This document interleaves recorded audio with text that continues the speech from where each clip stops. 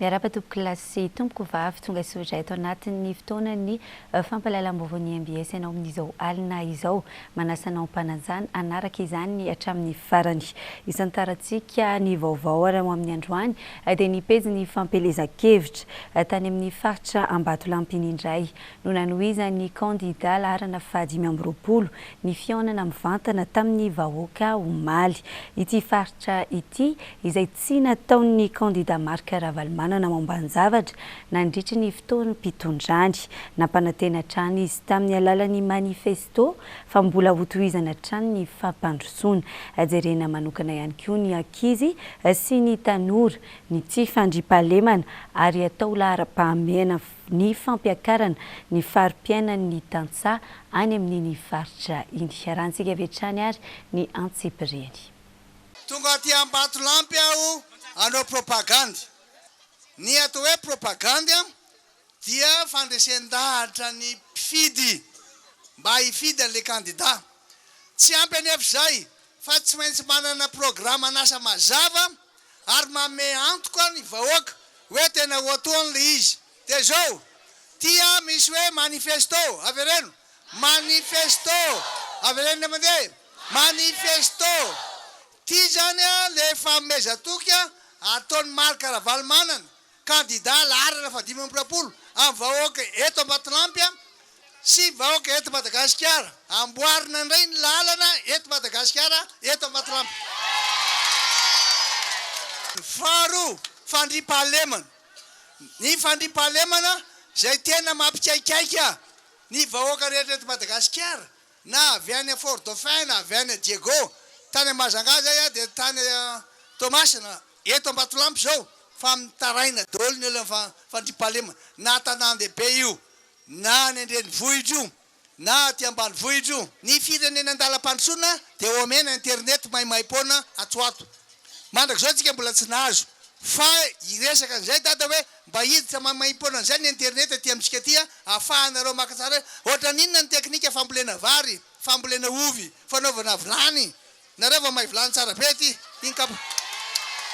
Zay Vaovao manodidina ny fampelezan-kevitra izay hatrany dia ny toy ny fididiana nataon'ny neny Lalao Ravalomanana ho fampandaniana ny kandida laharana faha 2020 teny amin'ny faritra Talatamaty, Ambohidratrimo, Mahitsy, Ampantokana ary Ivato no nanatontosaina izany tamin'ity androany ity. Nanomboana izany fampelezan-kevitra izany moa ny fandalovan'ny neny Lalao Ravalomanana tao amin'ny tsenan'ny tantsaha tao Talatamaty ary vakivava mihitsy ireo tantsaha fa ny kandida Marc Ravalomanana ihany no fanantenana amin'ny asa fiharian'izy ireo. Arahantsika vetrany ary ny antsipirian'izay tanteriny Dina Razafy Manotrona. Talatamaty, Ambohidratrimo, Mahitsy, Ampantokana, Ivato ao amin'ny distrikana Ambohidratrimo indray no nanohizan'ny neny Lalao Ravalomanana ny fampelezan-kevitra mpandanina ny kandida Marc Ravalomanana laharana faha 2020 androany Novambra 2020. Niara-dita amin'ny tamin'izany ny taliha amin'ny fampelezan-kevitra Analamanga, ny colonel Faustin Andrembahoaka, ny député voafidy tao Ambohidratrimo Mamra Benrina, ny ben'ny tanàna Ivato Penja Randrianarsoa ary ny ben'ny tanàna Ampantokana izay lany tamin'ny listra Atiky Madagasikara. Nanomboana ny fampelezan-kevitra ny fandalovan'ny neny Lalao Ravalomanana atao amin'ny tsenan'ny tantsaha atao Talatamaty izay tsy nataon'ny kandida laharana 2020 ho ambany zavatra ny fijerena ny mahasoa azy ireo tamin'ny fanomezana mahasom-bolo sy fitaovana nentina ny asa nampiroboroboana amin'ny fambolena sy ny fiompiana. Vakivavy ireo tantsaha teny Talatamaty fa ny filoha Marc Ravalomanana ihany no fanantenana amin'ny asa fiharian'izy ireo. Rehefa izany dia nizotra ny azo ny komina Ampantokana ny neny Lalao Ravalomanana sy ny mpiaradia aminy ny tafa tamin'ireo vahoaka marobe teny an-toerana izay vonina nohana ny kandida numéro 25 araka ny fanambarana nataon'ny ben'ny tanàna izay nisoliteny ireo vahoaka marobe. Nofarany natao Ivato ny di ka sesehana trano no nandray an'ny neny Lalao Ravalomanana tamin'izany. Ameriny indray ny kandida Marc Ravalomanana eo amin'ny fitondrana ny vahoaka Ambohidratrimo ny 7 Novambra izao hoy ny député Mamra Benrina. Averitsika eo amin'ny toerana mahafilohan'ny Repoblika azy indray izy. Oya, satria araka ny efa fanekena ataony amin'ireny taratasy zaraina amintsika ireny amin'ireny fanomezatoky omeny ireny dia amerina ny fiainan'ny malagasy amin'ny laon'izy. Lafo fandriampahalemana mino sika fa atory an-tanàna amin'izay mponina aty Ampantokana sy ny manodidina minosika fa tsy hiara-tory tsy hiambina biby fiompontsony no ataontsika raharaha amin'ny alina fa akaina tsara amin'ny maha-olombelona. Minosika fa hiverina ary tombo lavitra be indray ny tany zaza hianatra an-tsekoly aoriana kely. Efa lany dada fa latsabato io kosa ny Ravalomanana tamin'ny fampelezan-kevitra nataony androany. Ny anjara biriky hoentinareo dia ny fandiananareo mifidy mandatsaka ny vato fa 520. Iza ary ilay hotoanana e? Iza ary ilay hotoanana? Firy ary ilay numéro? Saotra betsaka. Mesy 700 candidat numéro 25 Marc Ravalomanana ivato ny alarobia izao hoy ny ben'ny tanàna Penja Randrena Arsoa.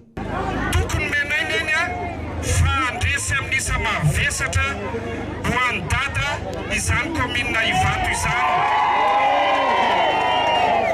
Hiarakisika ary tsarovo ny vahoaka ny vato rehefa lany amin'isa mavesatra hidada fa maro ny asa vataontsika etoneny. Toin'izay vaovao mahakasika ny fifidianana izay hatrany dia natsapany avy eo anivo ny seni fa misy netsy fahatomombanana eo amin'ny fanatanterahana ny fifidianana amin'ny 7 Novambra izao. Saingy nanambara ihany koa izy ireo fa tsy ho tanteraka intsony hanemorana ny fifidianana. Efa voarain'izy ireo ihany koa ny mikasika ny herisetra mitranga amin'izao fampelezan-kevitra izao ary efa nalefa eny amin'ny fitsarana mahefa izany ka efa misokatra ny fanadihadiana ary miangavy ny kandidat tomponantoka amin'ny herisetra izy ireo mba andray ny andraikitra. Jessica Miraisy, Manora Andriamalala. Mikasika ny resabe mandeha tatoato eo amin'ny tsy fahatomombanana amin'ny fifidianana ho avy izao dia niaiky androany ny seni ary efa voarain'izy ireo avokoa ny fitarainana. Tsy hisy intsony kosa nefa ny fiemoran'ny fifidianana ary miangavy ny tsirairay izy ireo anio safidy amin'ny 7 Novambra izao. Enonay avokoa ny fanakiana sy fitarainana eo amin'izay mety ho tsy fahatomombanana mitranga rehetra any. Kanefa fantatsika fa ny manao zavatra tsy mora ary mankadiry, tena mankadiry ny fitantanana fifidianana eto Madagasikara. Ny angavianay dia aoka tsy ny lesoka izay mitranga no hitaritsika fa niezaka amin'ny karan'ny seni fifidianana madio tena mangarahara no tokony ho ankalazay. Nandritra ny fotoanan'ny fampelezan-kevitra izay koa dia maro ny trangana herisetra eo amin'ny mpanohana kandidat iray toy ny miatra amin'ny mpanohana ny kandidat ny Marc Ravalomanana. Herisetra ambava na fikasihan-tanana mihitsy dia nilazany avy eo anivon'ny seni fa efa voarain'izy ireo avokoa izany ary efa nalefany amin'ny tompon'andraikitra mahefa ny fitoriana ka efa misokatra ny fanadihadiana. Ireo fitoriana izay tonga teto am-pelantanan'ny seni manodidina ny herisetra mandritra ny fampelezan-kevitra dia nampitaina androany any amin'ny fitsarana mahefa isokafa ny fanadihadiana. Fa ny anjara didinay kosa ankehitriny dia miangavy ireo kandidat rehetra ampitono ampahy be maso ireo mpiomba azy mba tsy hiaopefy ka sanatria hitondra korotana eto amin'ny tany sy ny firenena. Torak'izany miangavy ihany koa izahay ireo tompona ndraiky mpanjakana rehetra mba hanaja ohatra ny anak'Andriamaso ny tsy fitany lana eo amin'ny manodidina ny raharaham-pifidianana satria izany rery ihany no miantoka ny fitoniana eto amin'ny firenentsika. Tamin'ity androany ity ihany koa dia notanterahina ny fifanaova sy ny fanindroany teo amin'ny Allemagne sy ny seni amin'ny famatsiana ny kitapom-bola ny SACEM. Efa nanome $10,000 i Allemagne teo aloha ary ny ampy $3,000 kosa izany amin'ity fifanaova sy ny androany ity. Feno araka izany amin'izao ny kitapom-bola ny SACEM. fa mandalo dingana maro ny fanisana ny vato aorian'ny fandatsaham-bato miainga ao amin'ny birao-pifidianana izany ka mandalo any amin'ny CRMV ny seni kosa no mandray an-tanana ny toeny ary any amin'ny HCC no mamarana azy. Raika amby roapolo andro ny fikirakirana ny voka-pifidianana mialohan'ny amoahana azy amin'ny fomba ofisialy.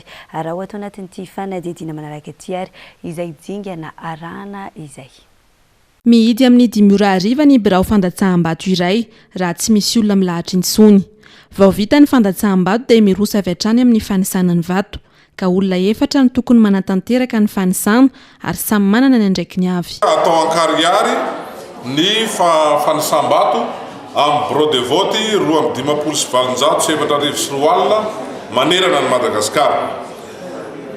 Rehefa anomboka ny fanisam-bato dia sokafan'ny mpikambana ao amin'ny bureau-pifidianana, zany hoe sokafan'ny filoha, tapahany zany ny selazy dia sokafana ny urne dia isaina tsy folofolo eo ambony latabatra ny bulletin tao anatin'ilay urne. Tiako marina fa farafahakeliny mila mpanisa vato anakefatra ao anatin'ny birao-pifidianana rehefa anisa vato ka ny mpanisa vato voalohany dia manisa n'ilay bulletin zay avy ao anaty urne isaina tsy folofolo dia ampitoviana ny isan'ny signature les émargements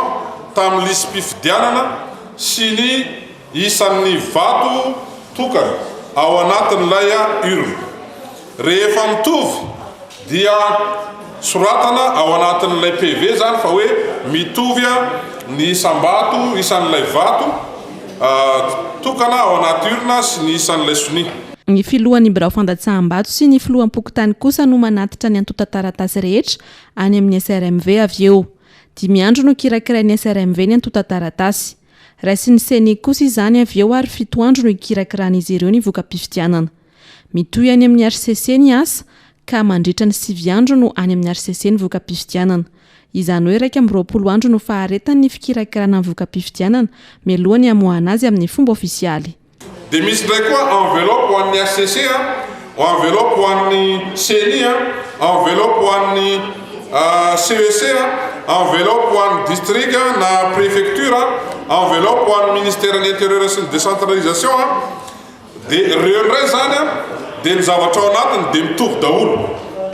Ny PV anankiray dia miampy feuille de dépouillement. Zay zany amin'ilay colis enina ambo. Fa ny SRMV no maro de maro ny taratasy miditra ao anatin'ilay enveloppe inviolable. Tsara hatrany ny mampatsiahy fa tsy azo atao ny mitondra finday ao anaty birao-pifidianana. Ampatsahivina hatrany koa fa miisa 2,574 alina ny birao fandatsaham-bato manerana ny nosy ka 720 amin'izy ireo no misy mpifidy latsaky ny 50 ka ny iray eto Antananarivo. Nivoaka tamin'ny fahanginana ny koa ny manam-boninahitra iray tao amin'ny tafika ny jeneraly Noël Rakotonandrasana Androany. Nanana ny andraikitra lehibe ity manam-boninahitra ity tamin'ireny raharaha 7 ireny ary nampantsiahiviny izany Androany. Fotoan-tsarotra no nilalovan'ny firenena taorian'ny fanonganam-panjakana ka tokony fandinika amin'ny vahaolana aroso amin'izay mpitondra voafidy eo mba hipetrahan'ny tena fanovana marina hoy hatrany ny fanazavany Edena Ilia. Manam-boninahitra iray tao anatin'ny fitondrana titezamita ary nandray anjara tamin'ny raharaha 7 no nanao fanambarana Androany. Ireo lesoka rehetra nandetehana ny Madagasikara tao anaty krizy taorian'ny ireny fanonganam-panjakana ireny no isany navotrany tamin'izany. Ankoatr'izay ihany koa naneho ny heviny mikasika ny tontolon'ny fifidianana ny fandanimbola miopapa nataon'ny kandida sasany sy ny mety ho avin'ny firenena ao anatin'ny 5 taona manaraka ihany koa ny tenany. Miady mafy izy ny atongavany eo amin'ny toerana io mba ahafahany indray rehefa avy eo manatevina ny kitapom-bola menany ny tsy fantatro kitapo ninona daholo any amin'ny toerana misy azy any ivelany ny trano beny sy ny sisa ianareo rehetra ty samy mahafantatra firifiry eto amin'ity firenentsika ity no manana trano be miopampana ny ivelany azy etsy sy eroa sy aty raha ohatra milaza hoe manana fitiavana nyty Madagasikara ty reo be resaka an'izany hoe fitiavana manina tsy ahorona eto misy ahany ty ananganatsika zavatra misy idiran'olona maromaro iasa manofonofo fotsiny de hoe rehefa tonga eo aby de ho ataoko an'izao inareo zaza tsy manantena fa anao an'izay izy raha am'izao rythme andanatsika zao zany fa raha vo tonga eo izy ahoana ny amerenako ny vola rehetrarehetra laniko tamin'ity fampelezan-kevitra natao zay tsy maintsy fantoka antsay voalohany zay no mampatonga anakany ty so de mba misy re fifanamboarana andrindrana zavatra iarahana midinika anatsaratsika zay lalana tokony hiatretsika ny fanovany zay andraindraytsika menakavy eto amin'ity firenentsika raha tsy ahivina dia efa nisy ny ampamoaka nataonyity jeneraly ministry ny fiarovam-pirenena tamin'ny andro ny teteza mita ity nandritra ny fotoana nitazomana azy tany amponja ny tsefa io ampamoaka io izay mirakitra ny tsy ambaratelo ny fanonganam-panjakana ny taona 2024 ny fanakaramana olona hoeny Ambotsirohitra tamin'ny 7 febroary sy ny anton'ireo rana latsaka izay fototra nampahomby ny fanonganam-panjakana ho iatrany ny fanazavany nampatsahiviny ity jeneraly ity avokoa izany androany mba misy hosaintsainy malagasy amin'izao akatoko ny fifidianana izao mba ho olo-marina hitondra fanovana ho an'i Madagasikara sy amerina ny fampandrosoana no apetraka eo amin'ny fitondrana fa tsy olona manao kobaka mbava fotsiny ihany. Iverenantsika kely kosa ny eo amin'ilay vaovao mahakasika ny fampielezan-kevitra dia isan'ny nafana dia nafana ny fandraisan'ireo vahoaka n'Antsirabe ny kandida Marc Ravalomanana tamin'ity androany ity. Andeha raha antsika avy hatrany ny akon'izay.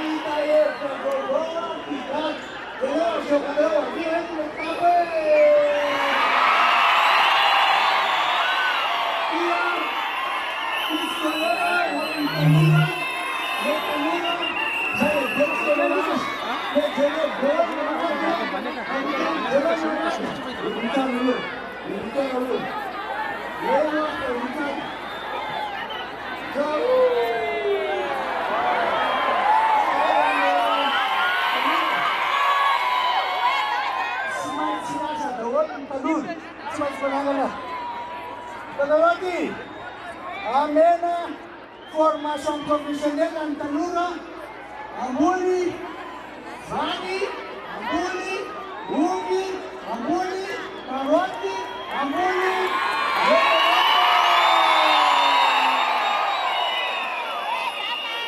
Miss Nandende basta tinagay may titi para ng titi, titi ha.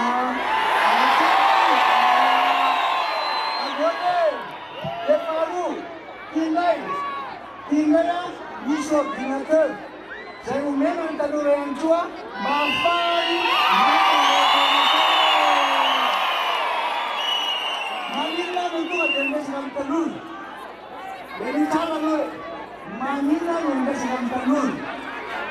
Soalnya yang ada dan tidak ada.